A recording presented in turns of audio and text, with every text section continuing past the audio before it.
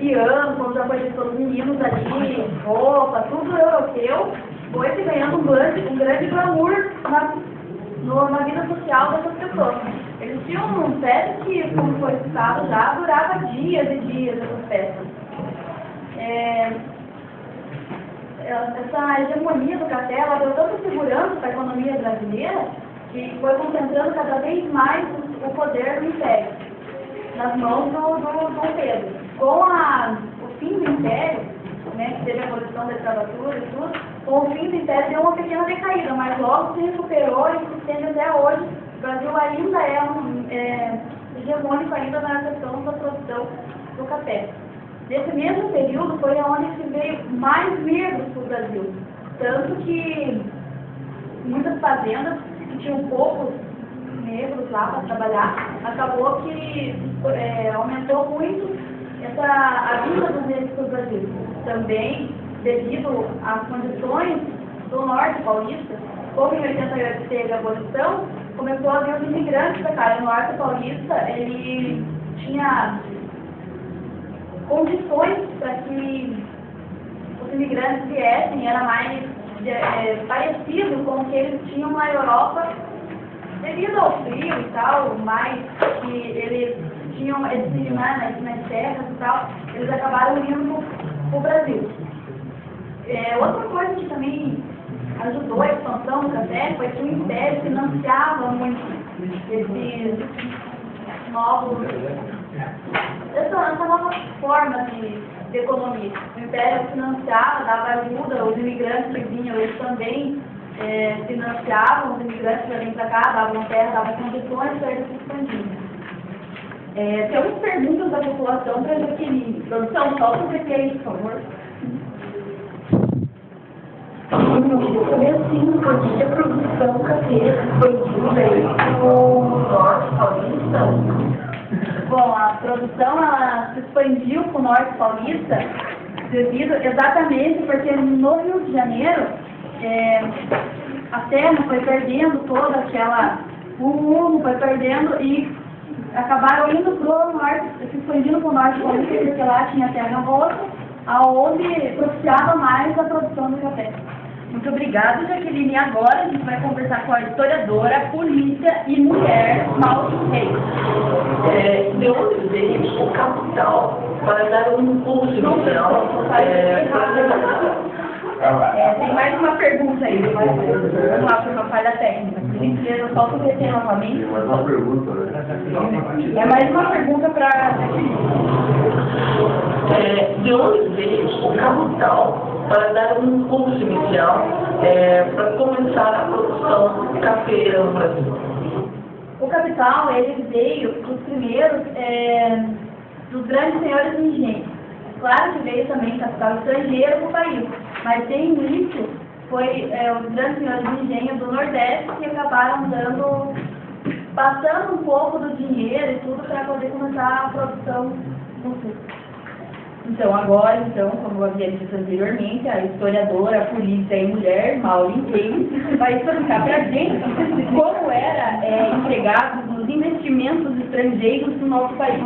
Bem, nesse período imperial, uma das características desse período foi que o Brasil se expandiu muito rapidamente através da economia cafeira, né? Houve também um aumento da população, como a Jaqueline falou, o desenvolvimento dos centros urbanos, houve também o crescimento dessa imigração estrangeira, que daí acabou a escravidão, começou a imigração europeia, e ampliou assim a área de trabalho, o trabalho livre, né? E por isso o mercado interno redundou em maior enriquecimento do país, certo? Então, esse dinheiro, ele vinha basicamente, claro que iniciou lá com os barões do café, né, lá do Nordeste, mas a grande maioria se estabeleceu através do capital estrangeiro, basicamente o capital inglês, tá? Que dominava o mercado internacional e daí incluiu a América do Sul e nós, né, claro, entramos aí. Então tinha lá algumas empresas por desenho, né? Empresas estrangeiras que eram autorizadas a funcionar no nosso país, naquela época, a cada 10 anos. Veja a quantidade, de 1860 a 69, somente 27 empresas. De 1870 a 69, 26 empresas. Né? Olha o tamanho do nosso país, mas olha a quantidade de empresas, era pouco mais grande para a época.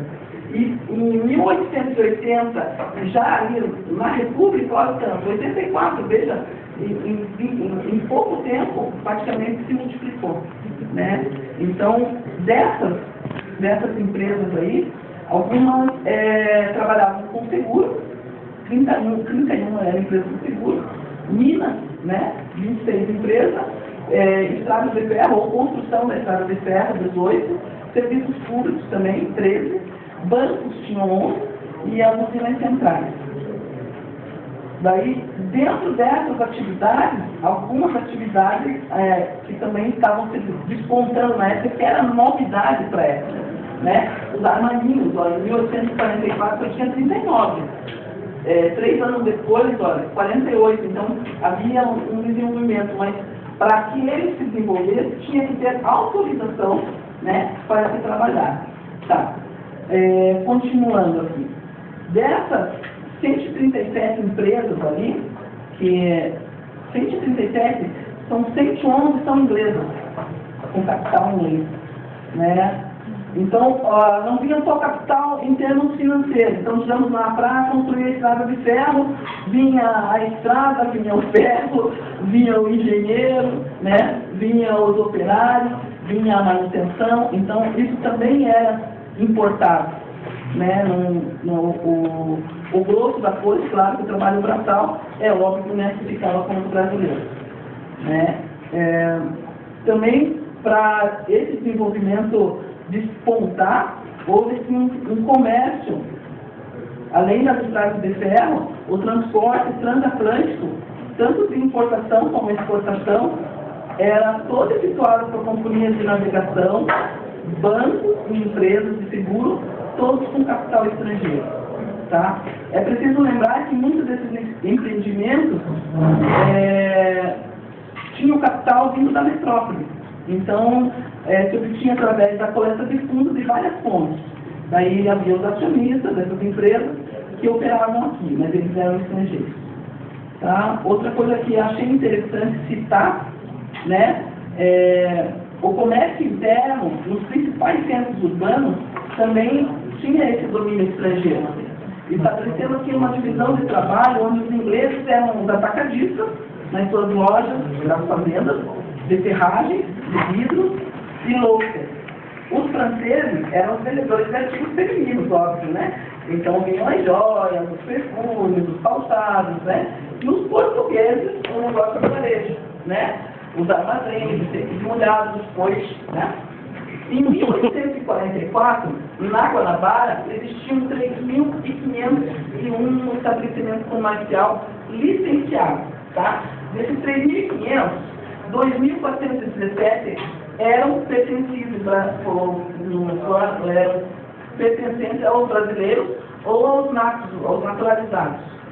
Então, em 1084, todos eram estrangeiros, sendo que os naturalizados eram portugueses. No Recife, em 1845, lá no Recife, que era uma das grandes centros urbanos da época, existiam 20 negociantes ingleses e, em sua maioria, elas estavam perto do porto, né? Então, era onde acontecia toda essa troca, essa mercadoria, mesmo, esse comércio. No Pará, até a cabanagem, que nós já estudamos antes, né? A luta veio também por conta dessa exploração do comércio varejista. Outra coisa que é importante falar é que em 1843 a 1889, né, contraímos, né, para entrar nesse comércio ou nessa economia internacional, contraímos 13 empréstimos no montante de 61.896.300 libras. Devia ser dinheiro, né? eu não tenho essa relação. As nossas estradas de ferro eram todas incorporadas com capital estrangeiro. Então, nada funcionava dentro do nosso país que não viesse, né, a grosso modo, com o dinheiro inglês. Assim como eu já falei, o pessoal técnico também vinha junto, né, e ainda hoje isso daí é bem visível, né, nas nossas montadoras, aí, né, o pessoal que está lá em cima, né, na administração, nas finanças, eles são estrangeiros. Então, por conta de toda essa relação do capital estrangeiro nessa época imperial, para que o nosso país se inserisse nessa economia mundial, mas que era uma economia baseada nos países periféricos, exportando café, algodão, açúcar, né? Foi um custo muito caro. É um custo que a gente sente até hoje. Certo? Tem pergunta para a Mauro, então pode jogar. Eu gostaria de saber quais eram os serviços públicos que não tinha disposição da população naquela época. Existia mesmo. Os serviços públicos eram os serviços básicos aqui. Era a companhia de gás, né? Companhia também de saneamento, né? Esses eram os serviços públicos básicos. Né? Tem mais pergunta? Pode soltar. Quais países investiram capital no período imperial da economia brasileira? Inglaterra, né? França, Portugal. Esses são basicamente os 3 países que mais, claro, o capital inglês, ele vinha indiretamente, né? Ele entrava pelo bolso do português, né? Ele não entrava diretamente, ele entrava pelo bolso do português. Outra da questão anterior tem ainda o transporte urbano, né? E o telégrafo, né? Hoje não é mais utilizado, mas muito bem. Muito obrigada, então, Mauro, pela explicação. E a gente vai falar agora com a economista e dramaturga Janaína Meago. Ela vai explicar para a gente sobre as crises financeiras que estavam tomando conta do país. Então, a situação não era boa. Boa noite, né? Estava terrível o negócio, gente. O Brasil estava com um déficit enorme orçamentário, porque gastava muito mais do que arrecadava. A situação estava feia mesmo. A população das costas tinham que, né, das costas litorâneas ali, e um pouquinho interior, próximo às costas, tinham que sustentar todo o resto do país, que por sinal é enorme. Eu até acho que tem um vídeo de uma moça que mora nas costas, mostrando a indignação do povo. Pode mostrar o vídeo. A gente está indignado. Chega, basta. A costa litorânea do país não aguenta mais ao resto do povo. Alguém tem que fazer alguma coisa. Bom, vocês veem que a situação estava complicada. Aí também tinha aquele negócio da tentativa de deslocamento da fronteira aqui do sul. Aí o que acontecia? Tinha que financiar as tropas e as lutas que eram, né, os combates que eram frequentes. Aí o Brasil gastava mais um tantinho de dinheiro que já não tinha, né? Não tinha e estava gastando com essas coisas. O sistema tributário era esquisito. As pessoas que era cobrado mais tributo daqueles que arrecadavam menos e menos tributo dos que mais arrecadavam. Por exemplo, os produtores agrícolas e os donos de terra, que eram os que mais arrecadavam, as taxações eram baixíssimas. E aqueles, tipo, a população e as cidades que tinham uma arrecadação um tanto quanto menor, as taxações eram mais elevadas. Então, o déficit só crescia, o país gastava sempre mais do que ele arrecadava, com coisas, né, como ali o deslocamento das fronteiras, Guerra do Paraguai, a seca do Ceará também, né, a seca também foi. Para suprir esses rombos no orçamento, o que o país fazia? Empréstimos do exterior. emprestava dinheiro, emprestava dinheiro, emprestava dinheiro. Daí, tinha que pagar, né? Para piorar, né, a situação, tinha que pagar com juros e amortização.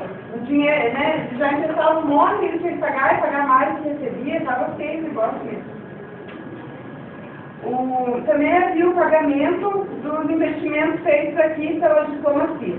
Pagamento de frete, né, das coisas que saíam e entravam do país, né, tinha que pagar isso aí. Os preços dos produtos importados aqui dentro eram altíssimos, né, aí para tentar se erguer da crise e tal, houve a venda de café, que já falou já. Porque antes, como diz o crítico Amaro Cavalcante, o Brasil só importava coisas do nível de palitos e cabos de vassoura. Ele faz uma crítica até que era meio que por preguiça que não faziam outras coisas. Porque, né, exportavam coisas desse nível, assim. Aí, depois de tudo isso, o Brasil foi inserido no quadro mundial como nação periférica. Aí sim. Aí, qualquer coisinha que acontecia no exterior interferia aqui na nossa economia. Nossa, era totalmente dependente da economia estrangeira.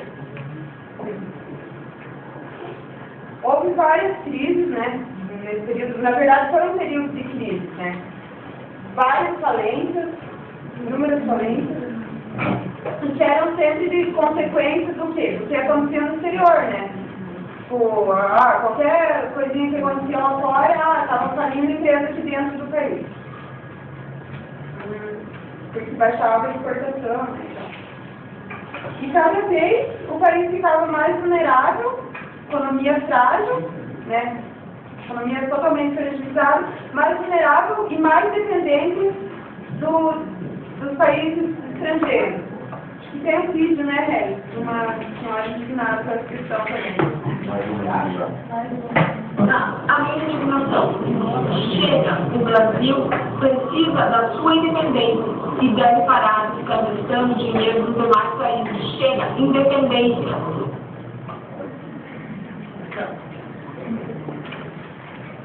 A população está revoltada, né? Porque a situação está feio. Está feio o negócio. Tem pergunta, então? Não, acabou ainda. Essa construção é roteiro? Você não é roteiro, gente? Tá sabendo diretor que é roteiro?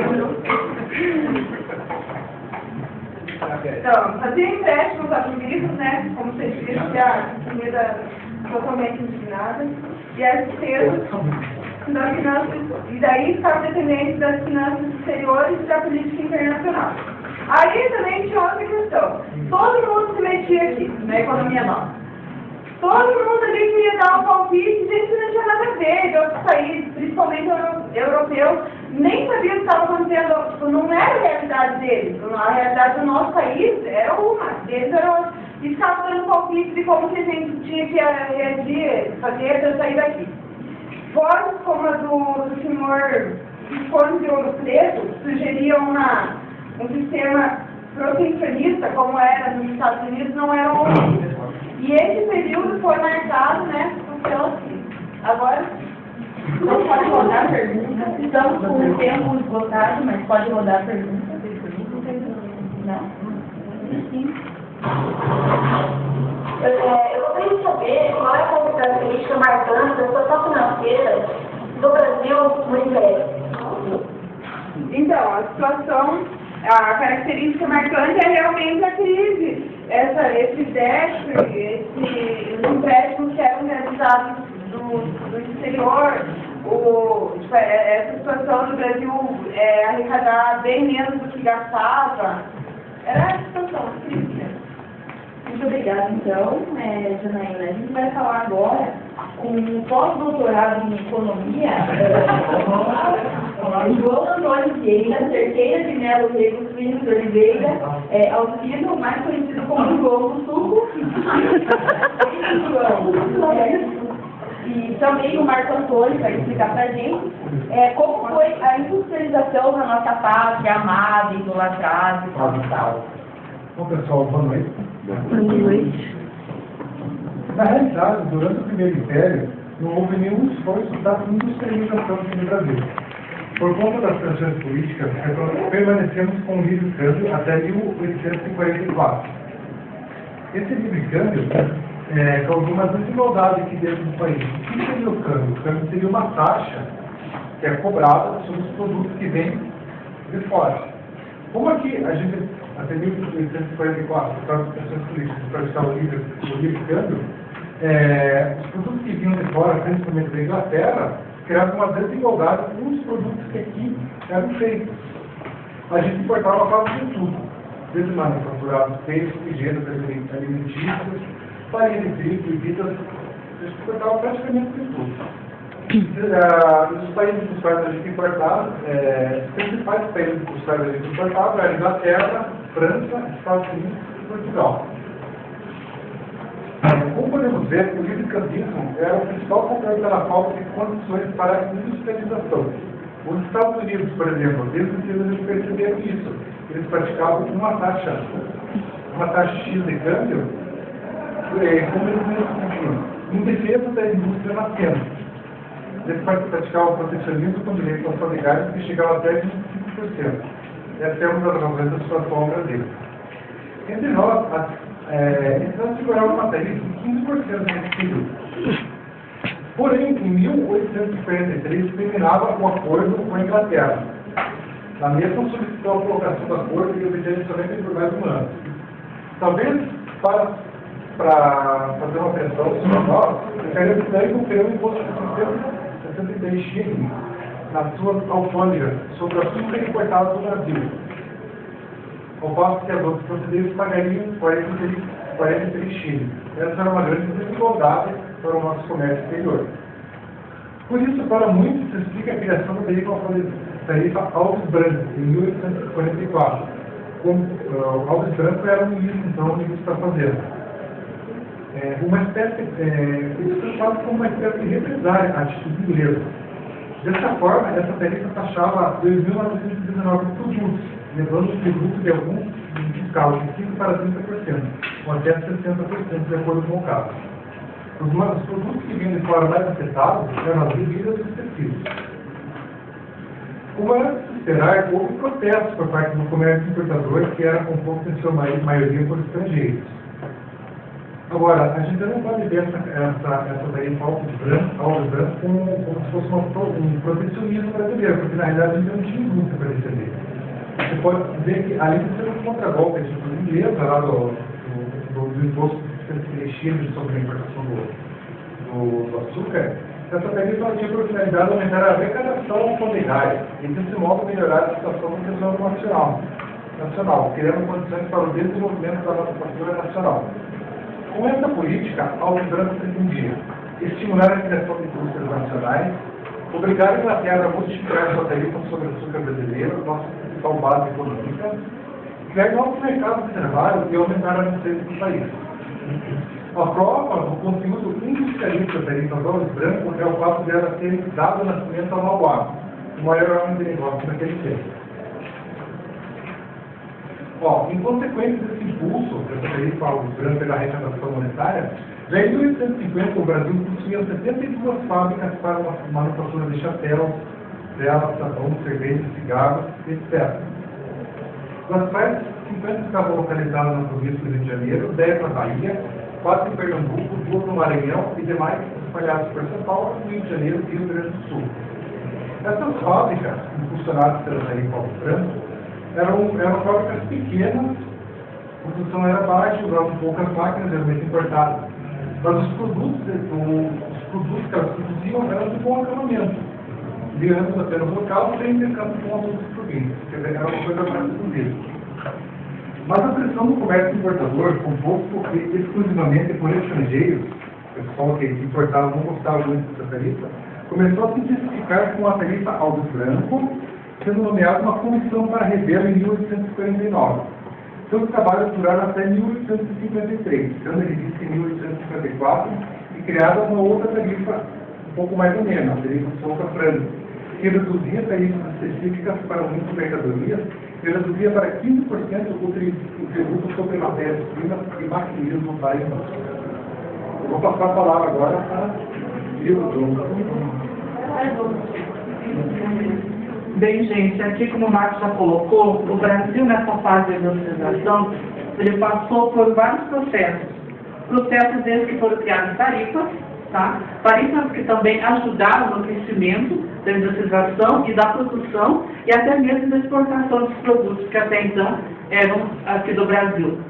Mas essas tarifas, muitas vezes, passou a ter certos defeitos, porque até então, elas criavam essa tarifa, mas os juros se aumentavam. E com isso, estavam preocupados, porque no meio dessas tarifas aumentadas, podia haver desemprego. E o Brasil estava começando a engatinhar em matéria da industrialização. Ele não tinha muitas coisas para se manter naquela faixa etária de um país que se produzia dentro do seu próprio território e conseguia exportar os produtos. Coisas que, como a Inglaterra, que exportava o vestuário para as mulheres, né, o Portugal, que também tinha o vestuário para os homens, chapéu, aquela coisa toda. E o Brasil estava preocupado, porque cada tarifa que vinha era uma modificação. Acho que foi criada entre 8 a 7 tarifas no decorrer da industrialização brasileira. Tarifa essa que muitas vezes vinham ajudar, mas também muitas vezes vinham atrapalhar a produção e a exportação dos produtos. Como o açúcar, a Inglaterra tinha um grande medo do Brasil, porque o Brasil tinha o açúcar. Né? E a Inglaterra se estava preocupada, porque até então aumentavam-se tarifas, não, criavam-se tarifas e aumentavam-se juros. E muitas do Brasil, como a Jana colocou, ele deixava de... O déficit era grande, eles não tinham como manter, ficar comprando produtos de outros países para poder manter a sociedade, a luxúria da sociedade no país. Né? Então, como foi colocado, tinha 72 fábricas de manufaturados, entre velas, sabão, aquela coisa toda. Mas isso daí era fábrica, vela e sabão. Isso quer dizer que estava criando produtos para ficar no Brasil, sabão para ser lavar roupa, a vela para ser variar nos seus casa, que estava no escuro, mas estava se preocupando tanto que 1887 começou a ter a preocupação, porque foi criada a lei, começou a preocupação na matéria dos chapeleiros, começou a bater aquele certo medo, para que eu não consegui importar chapéu do Brasil, e começou a acontecer o quê? A concorrência que obrigava os patrões a baixar o salário de 40% a 50%. Começou a haver desemprego, o povo começou a pedir trabalho, porque até então como que ia conseguir se manter num país onde as tarifas estavam altas e pagamento baixo, desemprego grande, matéria-prima em alta, produtos acabados, tá? Que tinha bastante. Já em 1832 havia um memorial contra a baixa tarifa de fios de algodão, importados, produzidos muitas vezes com algodão levado desses fios com mais de 2 terços. No total, ia tudo sem Inglaterra. E a preocupação estava sempre no ar. Tá, gente? Então era isso a minha conta. Tem pergunta para o João? Na tela. Qual a famosa tarifa criada em 1844? Essa tarifa, como eu já havia citado, é a famosa tarifa Alves Branco. Ela foi criada não no sentido de proteger o capital nosso. Talvez ela tenha sido para combater, para fazer uma pressão na Inglaterra sobre aquele imposto de 63 tinha, que a Inglaterra estava cobrando no Brasil na sua exportação do açúcar. Mais pergunta na tela, produção. Em 1850, quantas fábricas existiam no Brasil? Havia 72 fábricas, como o Marcos mesmo já trouxe. Entre elas havia na produção de chapéu, velas, sabão, cerveja, cigarros, tecidos de algodão, das quais 50 estavam localizadas na província do Rio de Janeiro, 10 na Bahia, 4 em Pernambuco, 2 no Maranhão e as demais espalhadas por São Paulo, Minas Gerais, Paraná e Rio Grande do Sul. Nós vamos falar agora com a última participante do nosso jornal, que é a historiadora, socióloga, antropóloga, psicóloga, bióloga e geriatra Vivian Costa. Explica pra gente, Vivian, como que foi a Era Mauá. Então tá. Mauá percebia a industrialização como uma fonte de renda favorável, né, para o Império. Ele não queria ver assim, que o país ficasse nas mãos da monocultura. Né? Aqui no Brasil, a extinção do tráfico negreiro, seguido no mesmo ano de 1850 pela promulgação da Lei de Terras, né, a centralização da Guarda Nacional, a aprovação do primeiro Código Comercial, viabilizaram algumas mudanças importantes no nosso cenário. Também, nesse período, como os colegas já falaram, a questão da tarifa aos brancos de 1844, os produtos importados tiveram um aumento em suas taxas, assim a arrecadação do imposto para o Império cresceu significativamente. Para entendermos o pensamento que mudou as ações praticadas na atual economia, né, Barão de Mauá, é necessário compreender a realidade brasileira, desde a independência, passando pela sua formação intelectual até que chegue ao segundo reinado, quando o Barão, né, de Mauá teve grande atuação econômica no Império. Tem pergunta, eu não estou aumentando mais para apresentar, é verdade? Solta a pergunta aí. Passar o vídeo, que eu não tenho problema. Então tá, isso daí é qual que é a importância de Mauá para o Brasil, né? E vários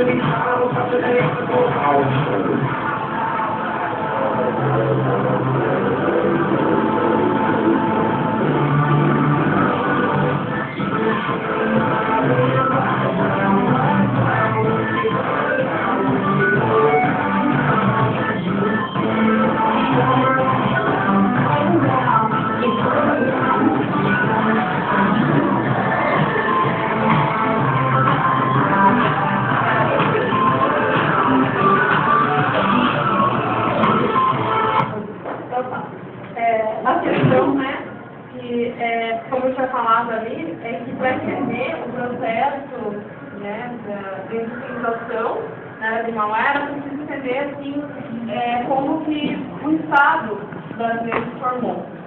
Então ele vai falar lá desde o processo de independência, começa com as vindas da família real portuguesa para o Brasil, a partir das guerras napoleônicas, e todas as mudanças provocadas por esse fato, a questão do momento crítico que a Europa passava, né? Que é a questão da evolução política, econômica, né? Com a Revolução Francesa, a Revolução Industrial, né? E até aqui na América, a questão da independência. Então, assim, os interesses, né, dessa própria independência estava desde os acordos firmados com a Inglaterra, que criaram possibilidades para vários setores dominantes da então colônia, né, gerando benefícios econômicos, principalmente para o Rio de Janeiro, São Paulo e Minas Gerais. Desta forma, iniciava-se uma conciliação de interesses entre as elites locais e interesses da Inglaterra, como a exportação, né, o livre comércio,